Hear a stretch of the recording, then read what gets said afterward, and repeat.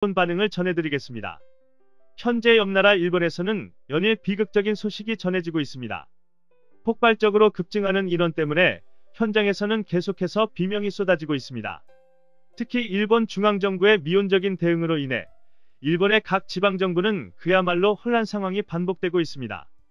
보다 못한 일본의 한 지방자치단체장은 의료진이 사용할 물품을 제대로 구할 수 없게 되자 우비라도 보내달라며 읍소하는 지경에 이르고 있는데요. 때문에 일본이 한국보다 월등히 많은 인원이 발생할 정도로 위기가 급속히 확산된 것은 일본 정부의 무책임한 방조 때문이라는 비판이 거세지고 있습니다. 그리고 이런 비판으로 인해 일본 수상의 인기 또한 단축될 가능성이 높아지고 있습니다. 지지율 하락은 물론 정권 퇴진 목소리까지 나오는 상황에서 2021년까지 임기를 장담할 수 없게 된 것입니다.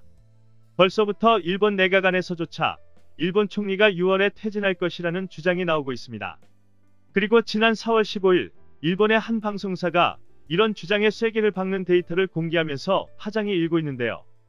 일본 BSTBS 방송의 대표적인 저녁 시사 프로그램인 호도 1930에서 지난 4월 15일 방송을 통해 한국과 일본의 정상이 이번 위기에서 어떤 태도를 보이고 있는지, 그리고 현재 경로를 알 수 없는 진단 인원은 몇 %인지를 비교하는 데이터를 보도했습니다.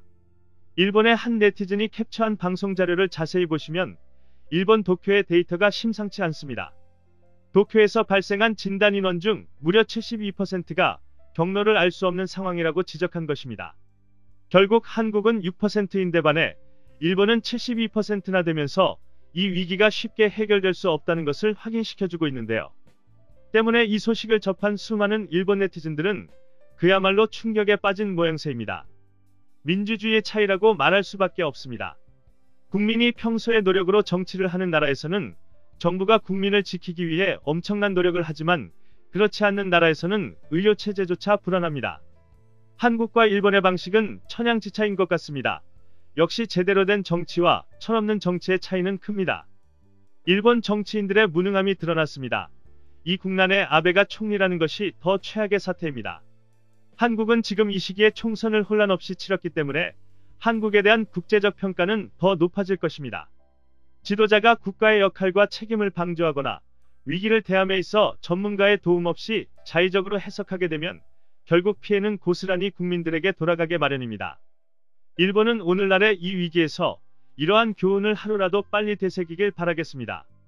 오늘 구네스북은 일본 방송사가 공개한 한국의 데이터 자료에 떠들썩한 일본 반응을 전해드렸습니다. 앞으로도 더 좋은 영상으로 찾아뵙겠습니다. 이상 구네스북이었습니다. 구네스북입니다. 구독과 좋아요 감사합니다.